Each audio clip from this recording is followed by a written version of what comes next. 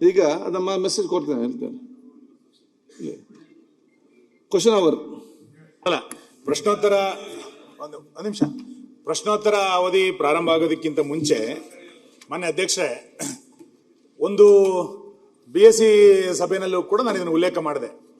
ಈ ಬಾರಿಯ ಕ್ವಶನ್ಗಳಲ್ಲಿ ನಾವೆಲ್ಲರೂ ಕೂಡ, ನಾನು ಸೇರಿದಂತೆ ಎಲ್ಲ ಸದಸ್ಯರು ಕ್ವಶನ್ಗಳನ್ನು ಹಾಕಿದ್ದಾರೆ. ಅಲ್ಲೊಂದು ಅಲಿಖಿತವಾದಂತಹ ಒಪ್ಪಂದ ಏನಾಗಿದೆ ಅಂತ ಕೇಳಿದ್ರೆ, ರಾಜ್ಯದ ಇಲಾಖೆಗೆ ವಿಷಯಕ್ಕೆ ಸಂಬಂಧಪಟ್ಟಂತ ಯಾವ ಪ್ರಶ್ನೆಗಳನ್ನು ಕೂಡ ಸ್ಟಾರ್ ಆಗ್ಲಿಕ್ಕೆ ಬಿಡ್ತಾ ಇಲ್ಲ. ನೀವು ಇವತ್ತಿನ ಕ್ವಶನ್ಗಳನ್ನು ನೋಡಿ, ಎಲ್ಲ ಅವರವ್ರ ಕ್ಷೇತ್ರಕ್ಕೆ ಸೀಮಿತ ಪಟ್ಟಿದ್ ಮಾತ್ರ ಮಾಡಿದ್ದಾರೆ. ರಾಜ್ಯದ ಕ್ವಶನ್ಗಳನ್ನು ಯಾರು ಕೇಳಿದರೆ ಅದನ್ನ ಸ್ಟಾರ್ ಹಾಕ್ಲಿಕ್ಕೆ, ಅದನ್ನ ಲಾಟ್ ಹಾಕ್ಲಿಕ್ಕೆ ಬಿಟ್ಟಿಲ್ಲ. ದಯಮಾಡಿ ಸರ್ಕಾರ ಉತ್ತರ ಕೊಡ್ಲಿಕ್ಕೆ ಅಸಹಾಯಕರಾಗಿದೆಯೋ ಅಥವಾ ಪ್ರಶ್ನೆ ಚೋರಿ ನಡೀತಾ ಇದೆಯೋ ಗೊತ್ತಿಲ್ಲ. ದಯಮಾಡಿ ನಾಳೆಯಿಂದ ಸರಿ ಮಾಡ್ತೀರಿ ನೀವು ಹೇಳಿದಿರಿ, ಆದ್ರೆ ನಾಳೆಯಿಂದ ಸ್ಟಾರ್ ಆಗಿದ್ದನ್ನು ಕೂಡ ಒಂದ್ಸರಿ ಇದನ್ನ ಮರುಪರಿಶೀಲಿಸಿ ಸರಿ ಮಾಡಬೇಕು.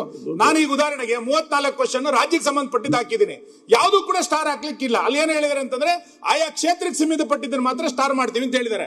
ಇವತ್ತು 15 ಕ್ವಶನ್ ಇದೆ, ಎಲ್ಲವೂ ಅವ್ರವ್ರ ಕ್ಷೇತ್ರಕ್ಕೆ ಸೀಮಿತ ಪಟ್ಟಿದ್ದು.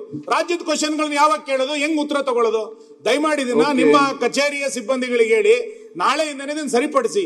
ಇಲ್ಲ ಅಂತಂದ್ರೆ ಬರೀ ಕ್ಷೇತ್ರದ ಸಮಸ್ಯೆ ಕೇಳಲಿಕ್ಕೆ ನಾವು ನ್ಯೂಸ್ ಫಸ್ಟ್ ನಿರ್ಭೀತಿಯಿಂದ ನಿಮ್ಮ ಪರವಾಗಿ.